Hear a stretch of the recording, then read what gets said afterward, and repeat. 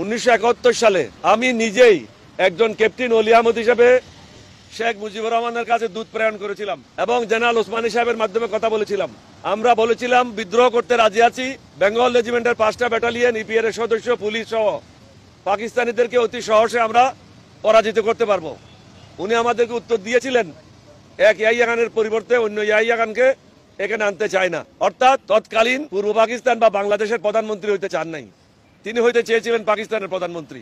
এটা পরবর্তীকালে উনি পাকিস্তানিদের সাথে শেরাটন হোটেলে একাধিক বৈঠক করে এবং সর্বশেষ উনি বলেছিলেন আগামীকাল থেকে হরতাল হবে।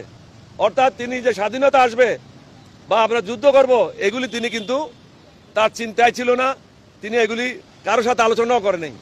তাজউদ্দিন সাহেবের মেয়ের বই দেখলেও বলবেন, গতবার আমরা বলেছি বইতেও লেখা আছে তাজউদ্দিন সাহেব টেপ রেকর্ডার নিয়ে গিয়েছিল, শেখ মুজিবুর রহমান স্বাধীনতা ঘোষণা করতে অস্বীকৃতি জানায়।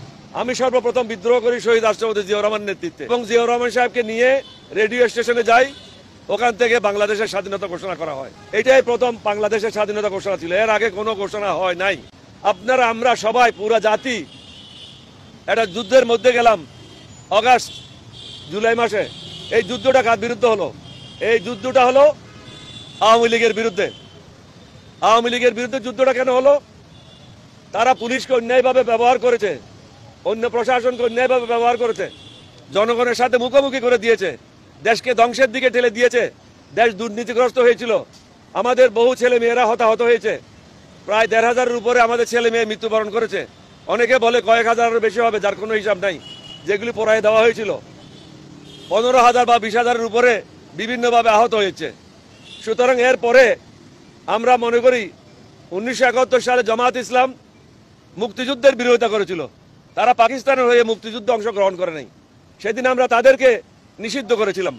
আজকে কি কারণে আওয়ামী লীগকে নিষিদ্ধ করা হবে না? আজকে আমরা আবার বলেছি আওয়ামী লীগকে নিষিদ্ধ করতে হবে, কারণ আওয়ামী লীগ 18 কোটি মানুষের বিরুদ্ধে যুদ্ধ করেছে, তাদের রাজনীতি করার এখানে কোনো অধিকার নেই। তারা সবাইকে ব্যবহার করেছে তারা ক্ষমতায় টিকে থাকার জন্য, শেষ পর্যন্ত তারা জনতার চাপে ক্ষমতায় টিকে থাকতে পারে নাই। কারণ আর্মি এখানে ফায়ার করতে অস্বীকৃতি প্রদান করেছে, পুলিশের অনেকেই ফায়ার করতে অস্বীকৃতি প্রদান করেছে, কারণ সবাই দেখেছে নিজের ছেলে মেয়েকে মেরে কোনো লাভ নাই। আওয়ামী লীগের যারা সমর্থক ছিল, যারা শেখ হাসিনাকে এখনো সাহায্য করছে, তারা চিহ্নিত ব্যক্তি, তাদেরকে চিহ্নিত করার কোনো প্রয়োজন নাই। 2018 সালে যে বা যারা রাত্রিবেলা নির্বাচনের সাথে জড়িত ছিল তাদেরকে সরকার থেকে বের করে দিতে হবে, তাদেরকে অবসর না, অবসর কোনো শাস্তি না, তাদেরকে ডিসমিস করতে হবে।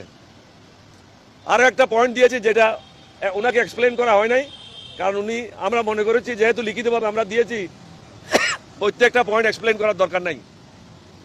শেখ হাসিনা তার সময় যে সমস্ত অফিসাররা বা কর্মকর্তারা 100% পেনশন বিক্রি করেছে তাদেরকে তিনি পুনরায় 100% পেনশন দিয়েছে, যেটা অন্যায়। যারা 50% বিক্রি করেছে তাদেরকে বাকি 50% দেওয়া হয় নাই, অর্থাৎ যারা বেশি বিক্রি করেছে তাদেরকে উনি আবার বেশি টাকা দিয়েছে। 100 ভাগ যারা বিক্রি করেছে তাদেরকে 100 ভাগ পেনশন পুনরায় দেওয়ার ব্যবস্থা করেছে। যারা 50 ভাগ বিক্রি করেছে তাদেরকে কোনো বৃদ্ধি করা হয় নাই। সুতরাং 50 ভাগ যারা পেনশন বিক্রি করেছে তাদেরকেও 100 ভাগ করে দিয়ে বৈষম্যটা দূর করা হোক।